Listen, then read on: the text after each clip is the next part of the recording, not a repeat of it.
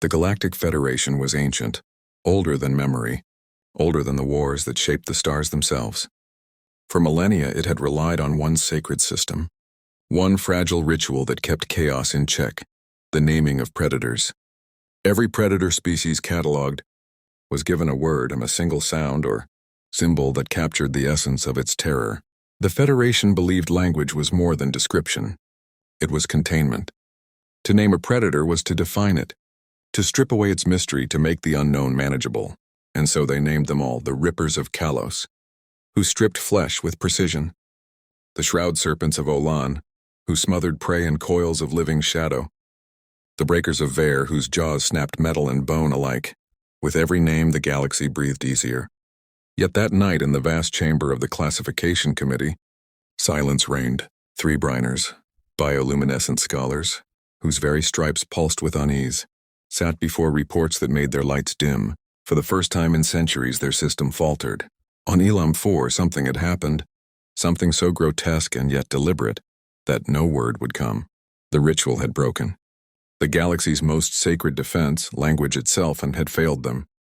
And though none dared to say it aloud, each Briner felt the same thought gnawing at their core.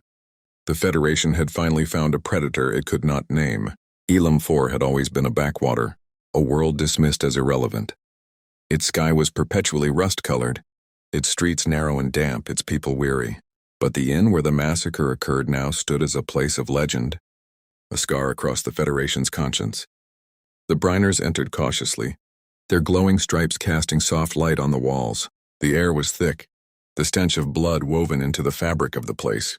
But what truly froze them was not the sight of the dead. They had seen death countless times before. It was the manner of it. The first body floated in an aquarium, claws chipped and broken from scratching glass as the reptilian drowned. Another lay twisted grotesquely, his own muscular tail wrapped around his throat. His eyes burst in crimson agony. And then the final 3, slumped together, eyes wide with disbelief, punctured by something so absurd it bordered on mockery. Analysis confirmed it. The weapon was a pencil, a writing tool. A human had killed trained, armed mercenaries with nothing more than wood, graphite, and sheer will. The Briners stood in a circle of death that defied comprehension, their bioluminescence dimming into shadows. Predators killed to feed, predators killed to rule. But this was different. It was not random violence. It was creative, purposeful, and that was far more terrifying. Downstairs, the innkeeper waited, a soft-bodied alien with trembling limbs. He wrung his hands as the Briners approached. His voice cracked, words spilling like shards of glass. "They took a child," he whispered, "a human child. The father came, alone." The Briners leaned forward, every stripe of light along their bodies flickering with tension. "What did he do?" one asked. The innkeeper's eyes glistened. "He went upstairs. We heard nothing, no gunfire, no screams, only silence. An hour later he returned, his daughter alive in his arms." The Briners felt their pulses throb in dread. And the mercenaries? The innkeeper's throat bobbed as he swallowed. His voice fell to a whisper as though the words themselves carried danger. "Gone, all of them." I asked him what had happened. "Do you know what he said?" The Briners' light dimmed to near black as if bracing for impact. The innkeeper shuddered and finally spoke. He apologized. For the mess. The room fell silent, the kind of silence that weighed heavier than screams. The Briners exchanged horrified glances. This was not the brutality of beasts. This was calculation. This was control. And for the first time, the Federation's scholars of predators felt something they had never known before. The quiet, paralyzing fear of realizing they had no name for what they were dealing with. Back in their sterile chambers, the Briners argued. Their bioluminescent stripes flickered like storms, each pulse a clash of fear and defiance. Naming predators had always been straightforward. Observe, define, contain. Yet every word they proposed for humans collapsed. Beneath the weight of contradiction, one suggested improvisers, for surely no other species, could turn a pencil into a weapon of war. But another countered that improvisation was too small a word for what they had seen. Another whispered poets, recalling how humans imbued even their violence with a grotesque artistry, but the word felt absurd, insulting in its inadequacy. The chaos, one declared desperately, But chaos lacked precision, and if anything, the massacre on Elam 4 had been disturbingly precise. The debate stretched for hours, their voices raw, their stripes dimming as though the light itself recoiled from the truth. They slammed their appendages against the table, shouted, and then fell into uneasy silence. Each Briner realized the same thing at once. They were not failing to find the right word. The word did not exist. Humans were not just predators. They were something larger, something stranger, something that refused to fit inside the boundaries of a name. And that thought, more than the corpses on Elam 4, filled the chamber with terror. For the first time in their proud history, the committee had no definition. And without definition, there could be no control. Terrified of failure yet desperate for answers, the Briners did the unthinkable. They left their archives and descended into the chaos of human life. For 2 years, they shadowed humanity.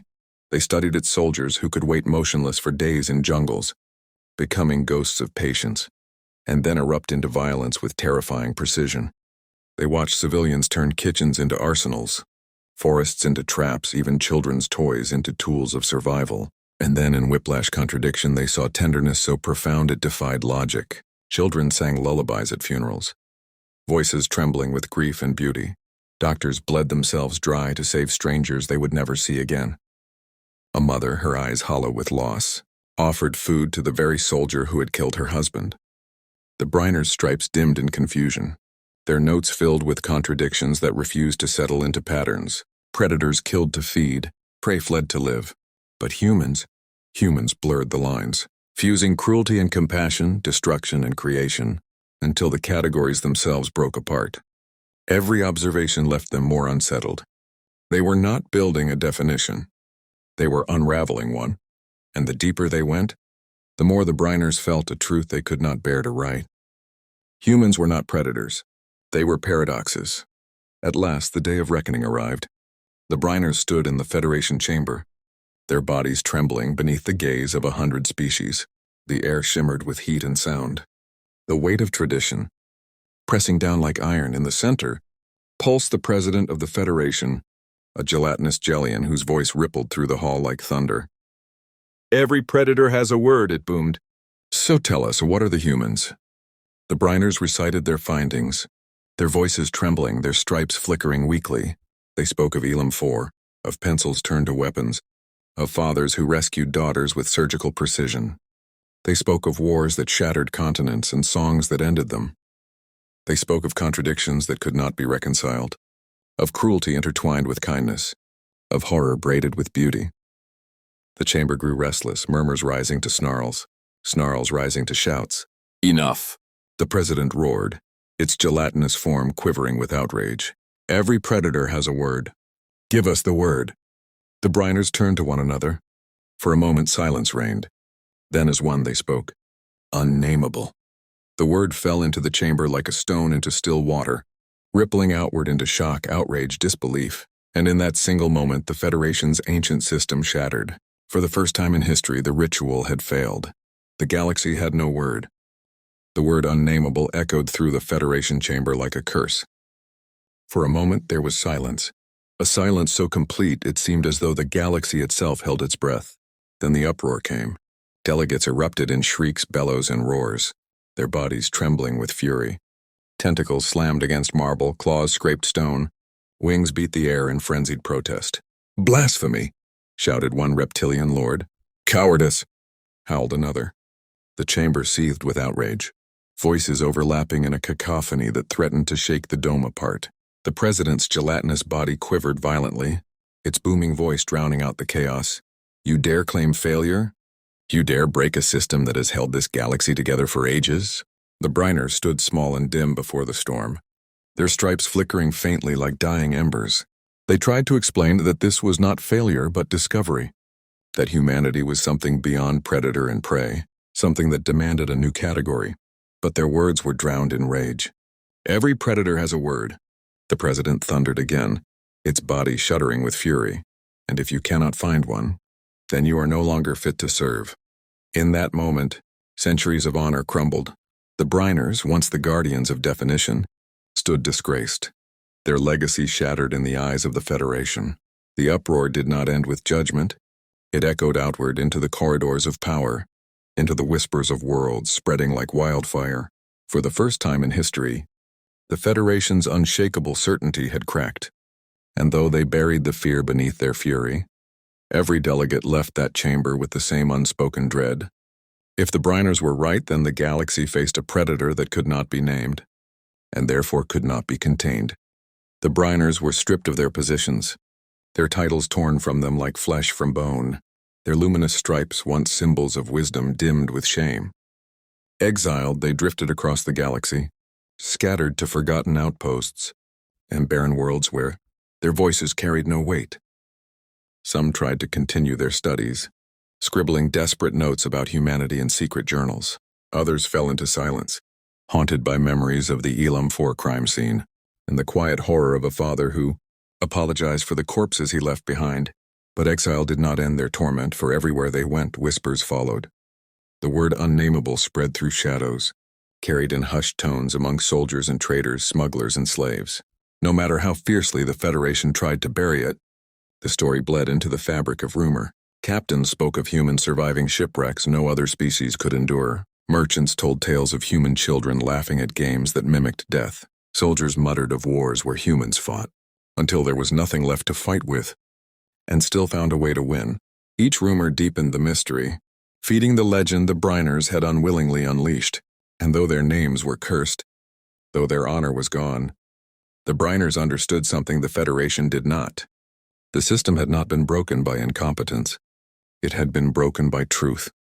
Humanity had revealed the flaw at the heart of the galaxy's order, the belief that everything could be defined, controlled, caged.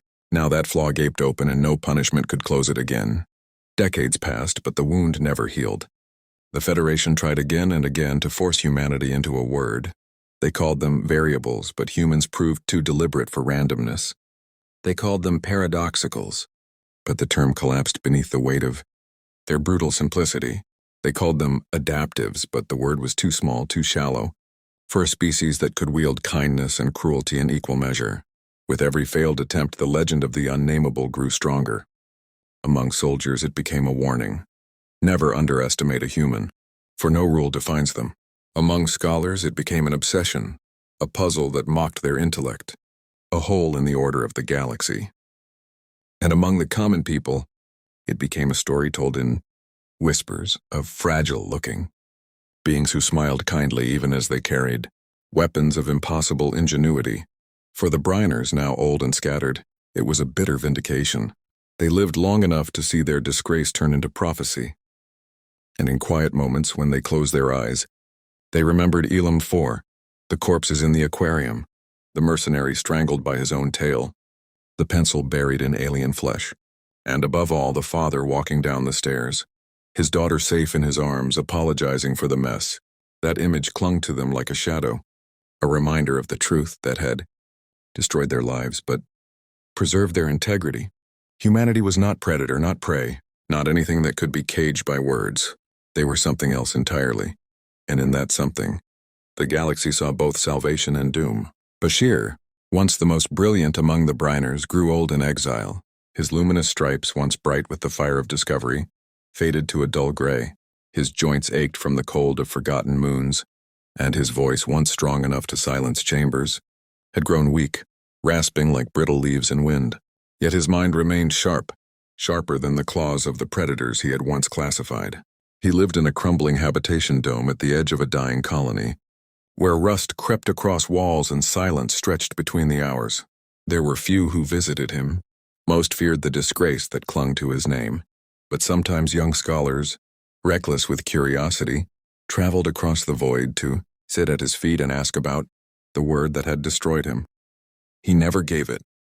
He never whispered unnamable. Instead, he stared out across the gray wastes and told them stories of the Elam 4 massacre, of the father who carried his daughter through a slaughterhouse as if it were nothing, as if it were simply another walk home. Bashir's voice would falter, not from age but from memory, for the image had burned itself into the back of his eyelids. He knew what the galaxy had yet to admit, that one day, every civilization, every empire, every predator would encounter humanity not as mystery, but as inevitability. And when that day came, the Federation's words would not save them. His silence was not surrender. It was warning.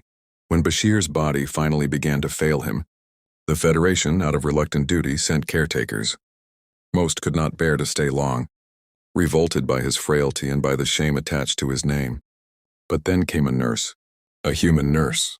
She arrived quietly, a woman with calm eyes and hands that moved with steady grace. She did not flinch at the smell of rust or the whisper of Bashir's disgraced name. Instead, she cleaned his chamber, adjusted the failing machinery, and spoke to him with a gentleness that bewildered him. For Bashir had seen humanity's cruelty, its capacity for violence that transcended language. Yet here was kindness so profound it was almost unbearable.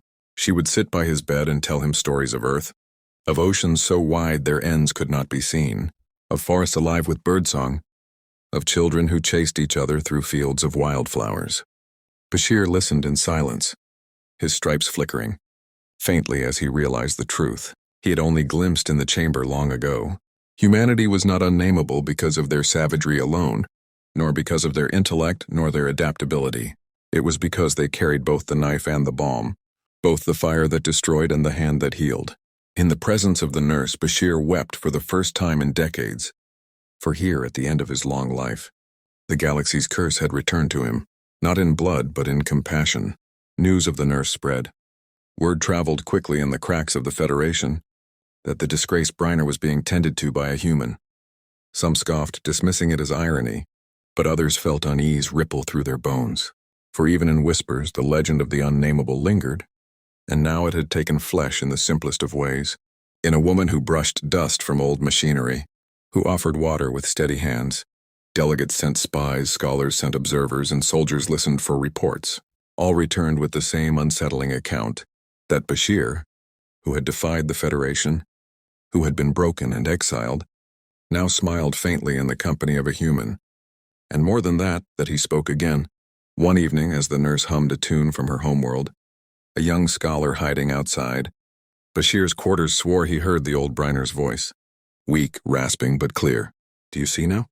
Do you understand? Predator, prey, these are illusions. Words are cages.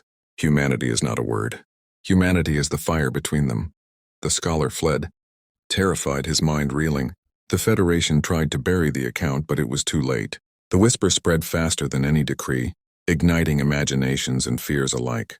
And so, even as Bashir's body withered, his final revelation lived on, carried in the voice of a human nurse and the fear of a scholar who had listened when he should not have. Not long after the whispers spread, the shadows returned. Not literal ones, but fleets of alien envoys, scholars, even spies, all converging on the forgotten colony where Bashir lay dying. They camped in orbit, their vessels blotting out the pale sun, each one desperate to hear for themselves the final words of the Briner, who had once shattered the Federation's certainty. The colony's air grew heavy with tension, as if every breath carried questions too large for lungs. Some came to mock, some to silence, some to witness, and yet none dared to enter his chamber uninvited, for the human nurse had become his guardian. She stood in the doorway like a quiet sentinel, her presence enough to make warriors hesitate, her calm gaze heavier than drawn blades. Inside, Bashir's breath grew shallow, his voice weaker. Still, when he opened his eyes, the room seemed brighter, as though the man who had been cursed, for his silence had found something stronger than fear. The galaxy waited outside his door, but in those last days he spoke only to her, and that terrified the envoys most of all, that whatever humanity was, it did not roar in warships or scream in blood. It whispered, and that whisper could bring empires to their knees. On the night of his final breath, storms battered the colony dome, lightning flashing across fractured skies as if the universe itself demanded an answer. The nurse sat at his side, holding his frail hand in both of hers, humming softly the tune she always carried with her, a melody of home, of Earth. Bashir stirred, his dim stripes flickering weakly, and summoned the last of his strength. His eyes, clouded with age, locked onto hers. I searched for a word, he rasped, each syllable tearing at his throat. I thought the failure was mine, but it was the word that failed. His chest rattled with effort, yet he pressed on, as if his spirit had waited decades for this moment. Your kind, you are not predators, you are not prey, you are not balance. You are the storm. You are the silence after the storm. You are... His voice broke, his body trembling, but the nurse leaned close, tears gathering in her eyes. "You are the fire between words, and no cage can hold fire." With that, the light in his stripes flickered one last time and went out. The nurse held his hand until the warmth left it, her tears falling soundlessly onto the sheets, and though the storm raged outside, within the chamber there was only silence, a silence heavy with revelation. The next morning, the nurse emerged from the chamber alone. The envoys pressed forward, their voices a clash of demands. What did he say? What was the word? But she looked at them, eyes red from weeping, and answered simply, "He said there is no word." Murmurs spread, disbelief colliding with fear. Some called her a liar, others a prophet. But deep inside, every listener felt the truth twist like a blade. For what could be more terrifying to those who thrived on definitions, on categories than a force beyond them? Bashir's body was burned according to Briner custom, his ashes scattered to the gray winds of the colony world. Yet his final confession did not die with him. The nurse carried it, and through her others learned it. Stories spread like wildfire, of the Briner who had faced humanity and returned not with a name but with silence. And with every retelling, fear grew. Because predators could be fought, prey could be managed, but the unnamable was unstoppable. Generations later, in the archives of a galaxy that still trembled at the memory, a single record remained where Bashir's name should have been. It contained only one line, written in fading script. Humanity cannot be caged in words. Humanity breathes, and that is enough.